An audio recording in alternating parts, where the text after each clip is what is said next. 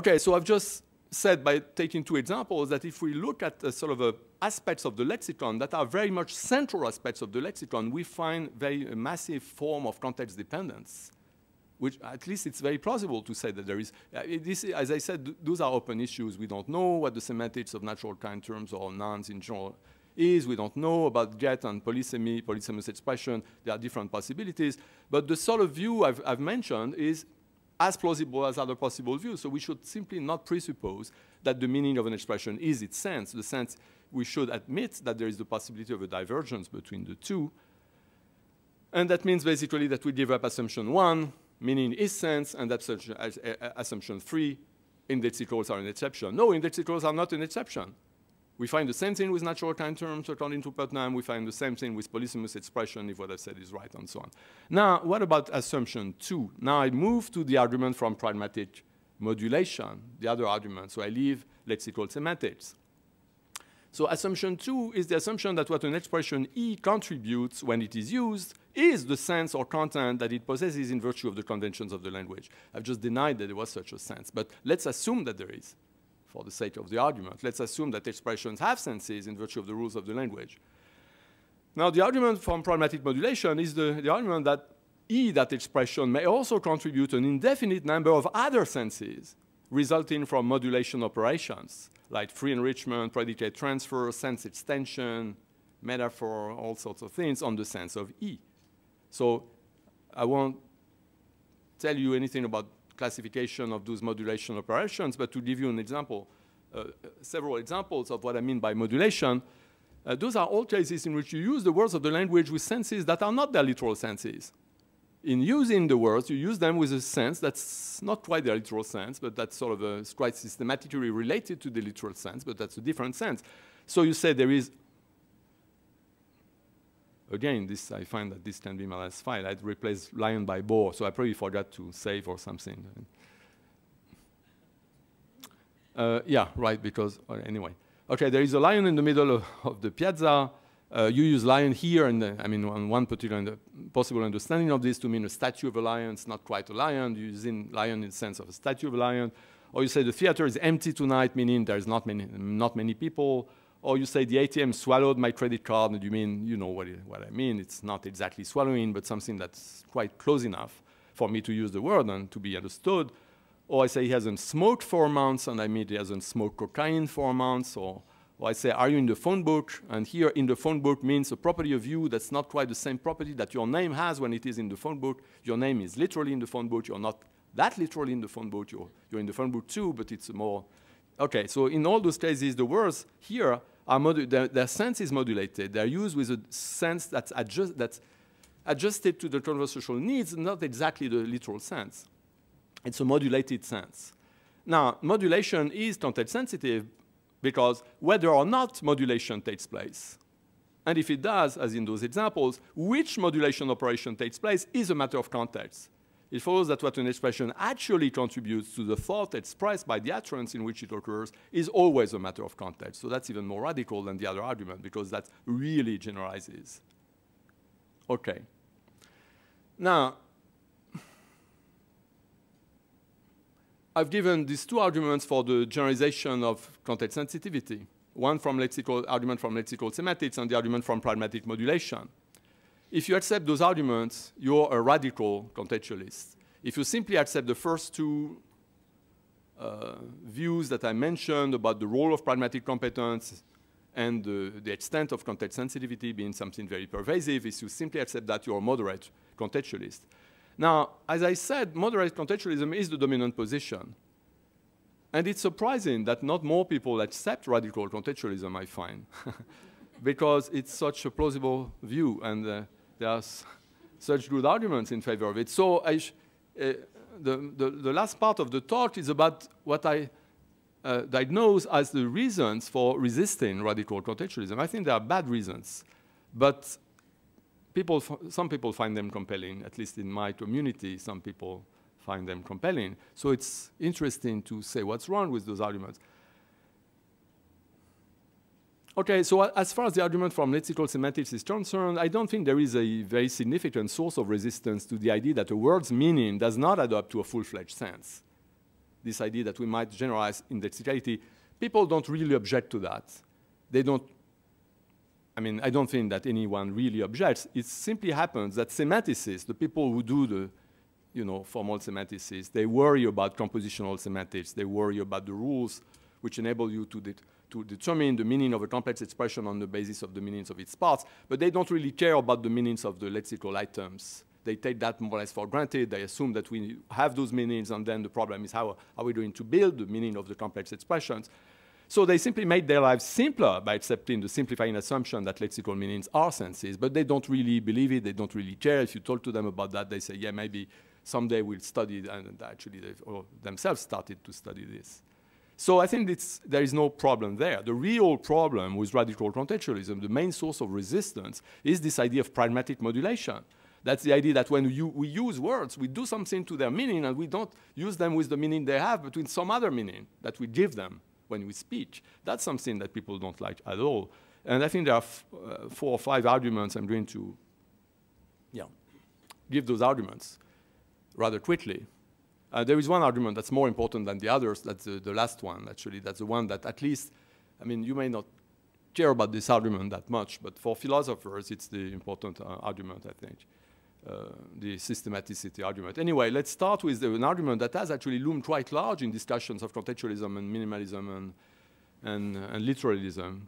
That's the argument, the following argument. What is said, I've used this notion of what is said, or the truth conditions of an utterance, or the proposition it expresses. Now, what is said, or the proposition it expresses, is what it literally says. That's part of the definition. That's part of what we mean by what is said, as opposed to what is meant. Now, that's what is literally said by definition. That has to be determined by the conventions of the language. So pragmatics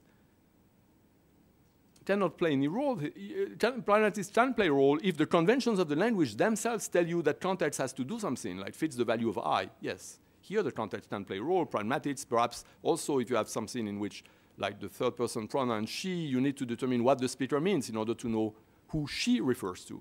That's okay. Pragmatics can play a role there because there is something in the linguistic meaning of words that tells you that actually pragmatics has something to do.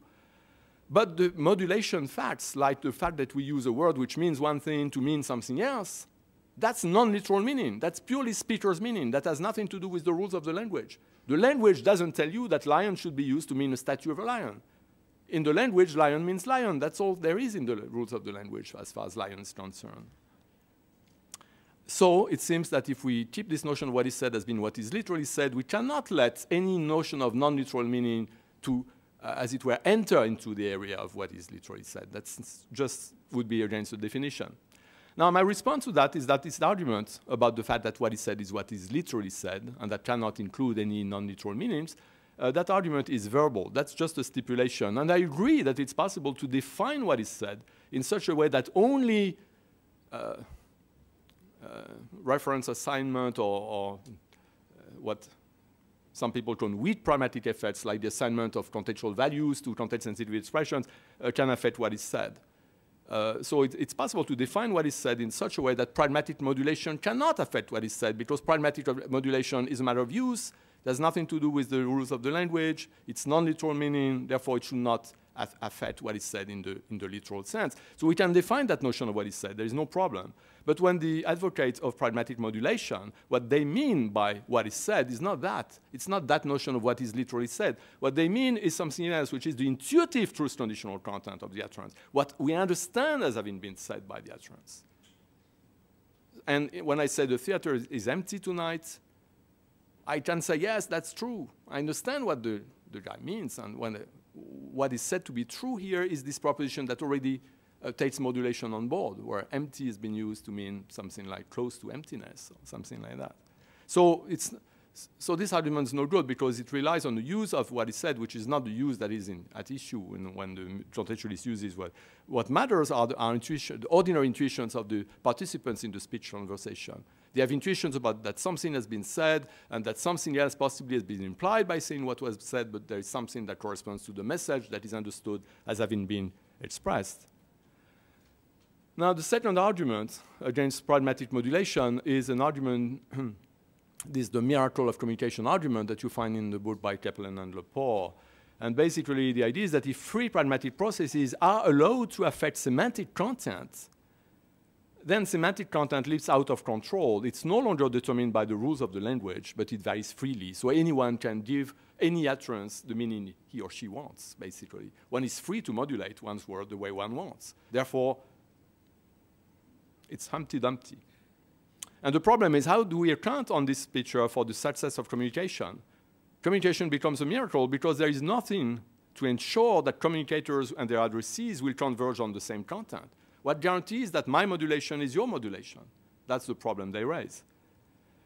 And my response, actually, especially in the context of this conference, it would be certainly worth elaborating the response, but I don't have time for this. The only thing I'm going to say is that it's not a problem specifically for modulation, so it's not good as an argument against pragmatic modulation, because whenever the semantic value of a linguistic expression must be pragmatically inferred, and that's the case also for the reference of pronouns, whenever the value of a linguistic expression must be pragmatically inferred, the question arises, what guarantees that the hearer will be able to latch onto the exact same semantic value as the speaker? Whenever pragmatism is involved, there is this problem, and we know independently that pragmatism is involved because of what we've seen about pragmatic competence. So whether the pragmatic process at stake is saturation, the assignment of values to context-sensitive expressions, or modulation is irrelevant as far as this issue is concerned.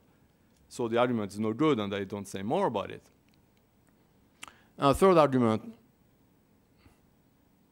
is the idea that if we let pragmatic modulation affect what is said, or semantic content in that sense, we blur the semantics-pragmatics distinction to the point where there no longer is any difference between what is said and what is meant. But that's not the case. I mean, if the idea of pragmatic modulation is that there are pragmatic processes that are free in the sense they are not controlled by the linguistic meaning of words, they are a matter of use, and still they affect what is said. But those who say that, they accept that there are other pragmatic processes that do not affect what is said, but determine other aspects of utterance meaning, like what is implied by saying what you say. So it's not part of the view at all that you give up this distinction between what is said and other things that are conveyed by an utterance without being said. So in particular, the particularized conversational implicatures or the effects achieved through staging, all those things are not part of what is said, but still they are part of what is communicated. Okay, now, as I said, there is one argument that's important, and I finish with it, and it's the systematicity argument. So it's true that in contrast to modulation, to saturation, modulation is not driven by the linguistic meaning of words. It's a matter purely of use. You use words with a meaning that's you swallow with a non-quite literal meaning in order to match the situation you want to talk about. You want to talk about the ATM, so you use the word with not exactly literal meaning because you have no better word for that. Nothing in the linguistic meaning of the words whose sense is modulated tells us that modulation ought to take place. It's purely a contextual matter of use. So modulation takes place purely as a matter of pragmatics. If we allow it as a determinant of semantic content, we make it impossible to construct a systematic theory of semantic content. So that's the argument. And I have a sort of a two-level response to that argument. First, I think that nothing prevents unsystematic factors from being handled systematically by being assigned a proper place in the theory.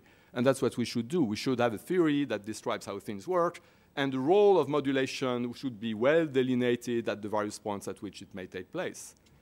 So the way I want to do this is as follows.